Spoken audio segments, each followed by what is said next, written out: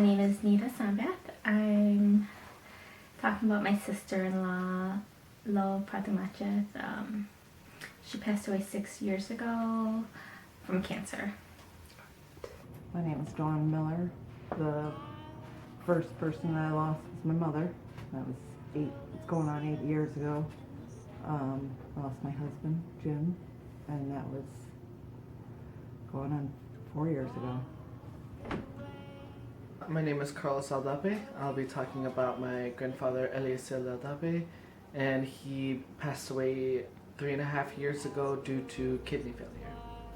Leonora Garcia. I could talk about both of my parents.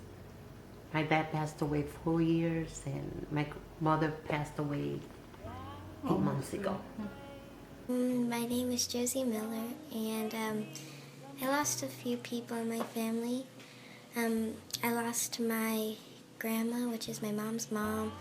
I lost my dad, my little brother Jacob, and I lost my adopted grandma, which she didn't die that long ago, and I lost other people in the family. My name is Molly. I will be talking about my dad. He died of colon cancer, and January I lost him, so it's still kind of pretty raw. My name is Carlos Aldape, and I will be talking about my dad, Eliezer Aldape, and he passed away 3 years ago. Diabetes, amongst other medical complications, but that I know of, it was diabetes. My name is Julia Miller, and I lost my uncles and my grandma. My name is Juana Isaro Rodriguez Aldape. I'll be talking about my dad. His name is Eliezer Aldape. My name is Paul Miller. I'm going to talk about my brother Jim Miller, and he passed away about 3.5 years ago. So Flora Williams, I'll be talking about my father, and he passed away going on 4 years this year, and he died of kidney failure. When he got really sick, we had to make a choice to see whether we have to give him, what was it, chemotherapy or dialysis. We had to take him to dialysis, but we had to make a commitment where it had to be done every day. Now with him being his both legs being amputated, it was hard. He had a DNR, so we just made it was hard to make that decision. So we made the decision, and from there, his organs started shutting down. So his kidneys, his liver, from that point on, it was shutting down. So we knew it was very close. Jim, that was probably one of the toughest times, because when I got to the hospital, I had to make a decision whether to have surgery or not, and the biggest thing was, because I know Jim and how much he loved life and was scared of being less than what he is or what he was, and to have to make that decision was horrible. He was really sick, and he kept having to go to the stay overnight at the hospital like almost every other week. So I knew something was going to happen. I looked at my phone, and the first thing I see is a text from my aunt that Molly, your dad died. I rushed to door 1 entrance, and I asked the front desk guy if I can make a phone call. So I made a phone call to ask my aunt or my mom to call me out, and then rushed all the way upstairs to my locker, get my coat, and then rushed all the way downstairs to the car and to my house. And I found him, or I didn't find him, but I went to my house and he was there. It didn't feel real. She was still breathing when I got there, but she was just hanging on, and she was like that for a few hours. Luckily, she was able to hold on long enough for Jessica to get there. And after Jessica was there for maybe 30 minutes, she passed away right after that. Family was still trying to make it in town, but not everyone made it in time to see her go. For my dad, I was there with him. For my mom, we were on our way there, and we did not make it. We drove to Florida, and we did not make it. I got a phone call. Yeah, I was there until they were ready to take him away. My grandma, I'm not sure. All I know is she had like breathing problems. And then my Uncle Jim, he like hit his head really hard. And then my uncle knew from colon cancer. My sister had gotten a phone call from my mom, and she had to walk away for a while, and then when she came back, she had told me that my grandfather had passed.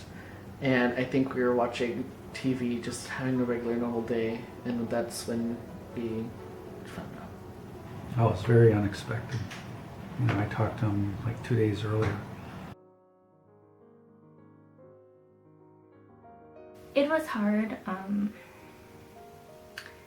We knew it was coming. We finally just told the rest of the family, maybe a few weeks before she passed. So the family was over a lot.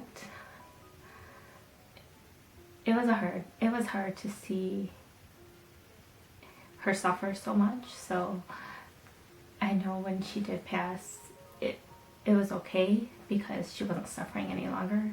The way I felt, it was hard. We were all crying, and I just didn't want him to be in any more pain. I couldn't think of nobody else but them, and I was just hoping and praying that the Lord will give him more time. Jim, that was completely unexpected. Felt sad and lost, scared. My grandma, I didn't really cry that much. It's kind of just bad to say, but I didn't cry that much because I knew she was gonna die for a while. And then my Uncle Jim, that was like really tough because we were in the hospital for like a really long time, or like not a really long time, for like 2 days because like he was in a coma. It was so surreal. Like, we all knew it was gonna happen, but we just didn't want to admit it or talk about it or even plan anything, because losing someone like that is really hard, and I'm still coming to grips with it because it happened like a month ago. It was pretty sad that I couldn't really talk to him anymore, but I think he heard me more or less. So. It's a combination of feelings. It was one of sharp pain, complete sadness, but then after that, a complete peace too.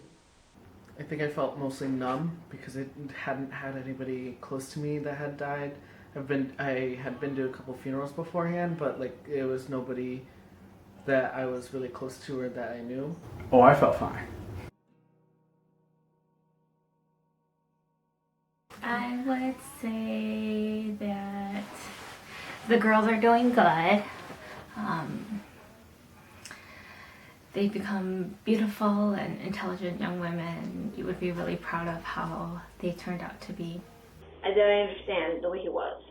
Yeah. As a father, as a grandfather, I understand he has meticulous ways of doing things, and I didn't never understand him, either with my grandmother, the way she used to be. I understand it now because I'm now dealing with my own grandchildren, I'm dealing with my nephews, and sometimes it's hard, and I couldn't understand that. So I could just say, I'm sorry if I ever had mean thoughts, like, why are you so mean, or why are you, why are you doing that? But now, no, I understand. Miss you. Miss the Bears. talk him to youth sports and going golfing and a lot of things like that. My mom, really just letting her know that I'm okay and I miss her and I love her. Miss her all the time. Jim, that we're doing okay and I miss him.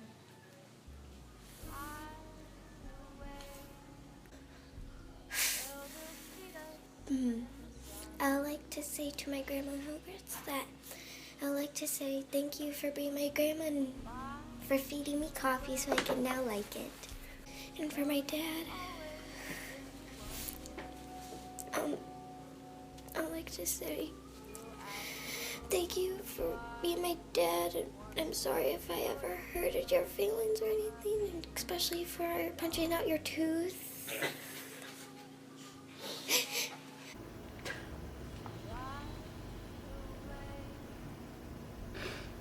So many things. I wish they were here with me. I miss them so much. I mean, I knew my dad was gonna die, but it was hard when the time came. And when my mom, she just went too fast. I mean, in 2 months, she just went, and we weren't expecting that so fast. I think to my grandma, I'd probably just tell her I love her and then I miss her. And then my Uncle Jim, I'd tell him that Josie's doing really good, and so is my Aunt Dawn, and also that I love him and miss him. And then my uncle knew that I miss him and I love him. It has to be something funny because we just adored his laughter. He always had something to say. Well, about everything. One thing I would like to say to my grandfather is something that I discovered just a few months after his death, and I would love to have my own private conversation with him and come out of the closet to him, because it was a big issue during his death and during the last few weeks of his life, that I had troubles with identity and everything, and that was one of the main reasons one of the main things that I regret the most is not telling him that I was gay.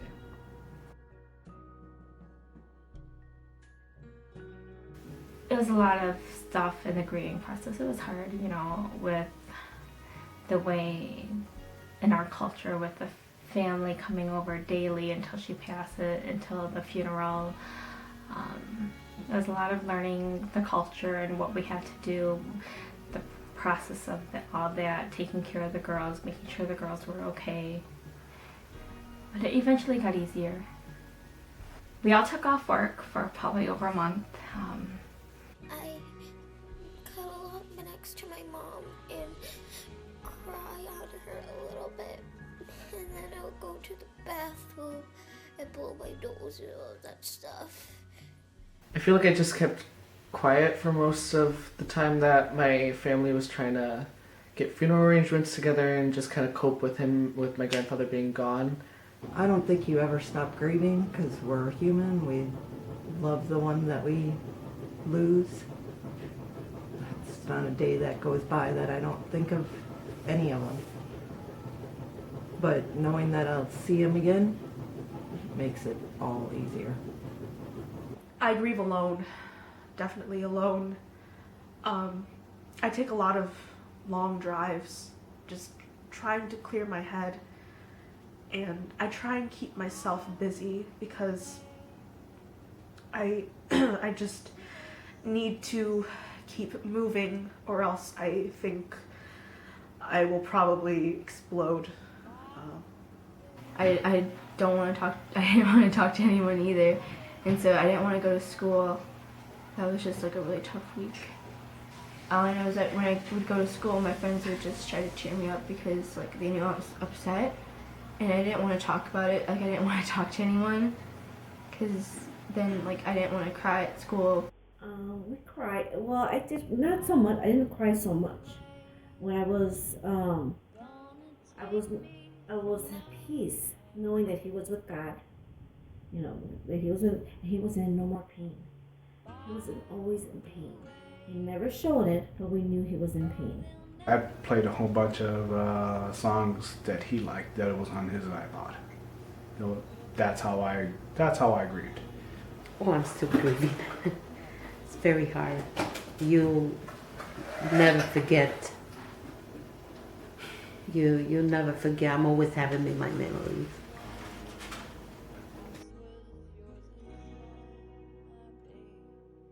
When you lose somebody like that,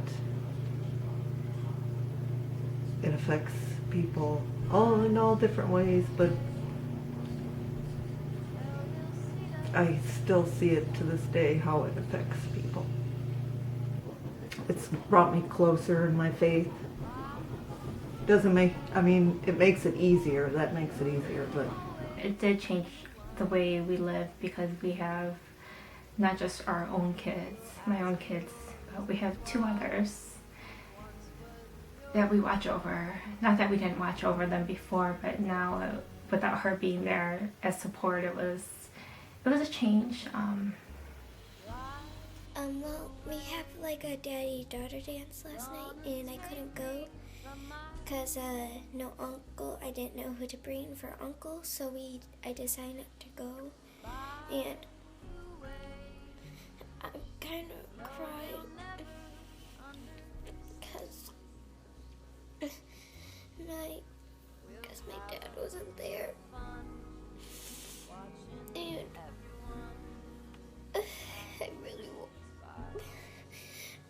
If he was still alive, I would want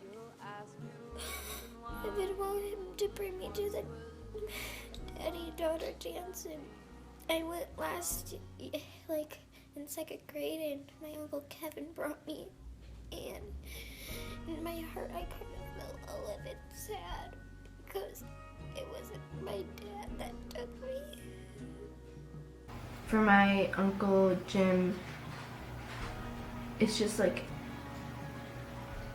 weirder now because like he's not there.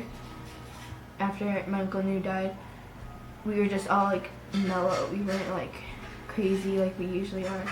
I learned to appreciate life more around my loved ones. I can't really say that anything has really changed except that I've gotten closer to some of my family members that I didn't really make an effort to talk to. But it hasn't been that long to see a real change.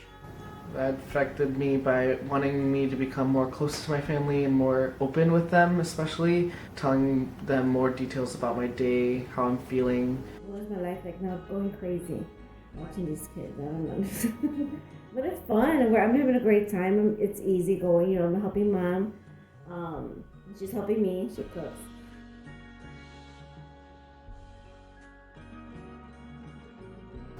From what I see, my little sister takes it the hardest. From what I hear, everybody takes it really hard. So I know my sister, she's still taking it very hard too. I think probably worse than me. I don't want to say they took it harder than I did. I think it's just they were more outwardly emotional than me. My Uncle Jim, he like affected a lot, like my whole family, especially my little cousin Josie and my aunt. And yeah, that was really upsetting. And then my uncle knew. It wasn't that long ago, so I don't really know just what to say about that. It was a big loss to my grandmother because it was her spouse and she was very close with him and did almost everything. And she took care of him in his time of need when he had both legs amputated and was going through diabetic shock and everything. She gave him his medicine. So I think it was just a big impact on her. We all had a hard time with it and just have to deal with it. And we still deal with it daily now when we think of her and joke around what she would have done or what she would say, if she was here during the situation and everything like that. So. With my Grandma Miller, the relation with her is that she was there for everything and for me. And for my grandpa Miller, well, I already said this already, but I never really got to meet him. And with my dad, had a really big... It's okay if you guys want to step up, right? I had a really big relationship with him.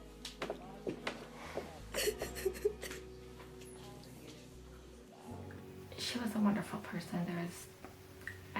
There's just too much to say. One of my favorite was during his wedding. He didn't ask me to stand up at his wedding. I was kind of mad at him. He goes, "Oh no, you're doing behind the scenes things because I trust you more." Us talking about aliens and space and whether the aliens exist or not. And he would often say, "They're coming, they're really smart, they're gonna come and they're gonna get us." There's a lot of memories about them. My dad always trying to make us laugh, and they just love every time we went to Florida on vacation. And whenever I went over there, I used to go like a couple of times during the year and spend time with them. And they used to just look forward, for us to be there. Even when I used to go by myself, they used to love that, and they were happy all the time whenever we were there. I used to make her coffee with milk, at 10 o'clock every night she had to have it. So while I was there, I used to make it for her all the time.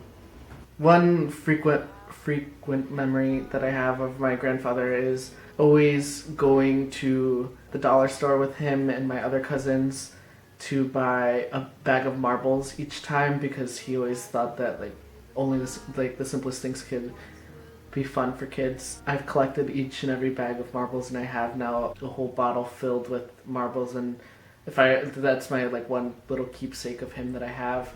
We played this game called Red Light, Green Light, and when I look back at it now, it was just his way of me helping him drive, because he was partially blind and he couldn't tell whether it was a red or green light. And so he would have the kids scream out red light or green light for him so he would know whether to go or stop. And at one point, I got tired of playing the game, and so I didn't tell him that there was a red light coming up, and he had ran it and got pulled over by a cop and got a ticket, and I felt bad that day because I felt like I was the one that caused him to get the ticket. I'm always dreaming about them, always, yeah. Mainly they're happy, so I know they're resting in peace with the Lord. That night, I saw him skipping, and he was walking up the driveway, and then he just skipped with a little smile on his face. So yeah, I knew he was fine. I knew he was fine. Finally got a set of legs, so it was just great. I did get to see him. I still do. He's walking. That tells me he's walking. He's driving. I can't remember the dreams, but I do remember seeing him. I swear I saw somebody that looked like Jim on the side of the street. It's almost like a ghost. It was about me having to still ask him permission to do things, like having to ask permission to go out or do this and do that, and it was just, I don't know, I woke up laughing. He's still saying, you have to ask me first, and obviously I don't. Dreams. I always dream about them. With my mom, it was Josie, and one day she had touched me a way my mom would have touched me. Jim, I remember being downstairs in our old house, Jim's house, and I was doing laundry, and it was like he was talking to me, so I was having a conversation. I know, Jim. So it was like him telling me this is the way I should be doing it, and even at times I still do that.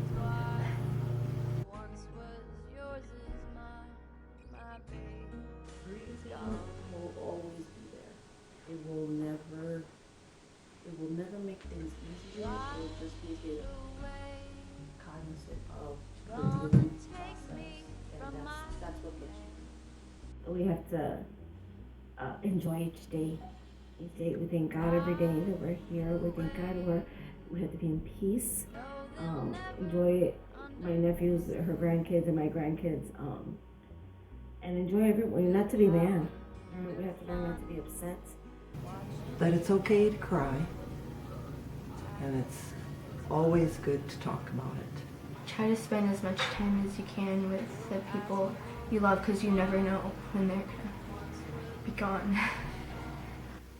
I know it's hard to lose a loved one, and it sucks. But you just get through it by day, doing, knowing that they want what's best for you, and that they're looking down on you and watching over you, and that they'll be there for you. I think about them all the time, and I just keep their memories alive by talking about them, especially with my kids and with her daughters. And that's the only thing you can do, is just, you're never gonna forget them, but you just keep, you keep mentioning them so that you don't want to forget them either. But they're always there for you. They're there if you need anything. They're looking after you. It's okay to be sad. It's okay to be happy in hard times. And if you need to cry, that's okay. No one's judging you. No one's blaming you. And if you want to be happy, that's okay. You don't need to cry like everyone else does when it's a sad time. You could just be happy because they're just going away and you'll get to see them. And yeah, that's really all. For all the kids that think life, is just going to go on, just appreciate your parents, all your loved ones around you, because you never know when they're going to be gone. You never know.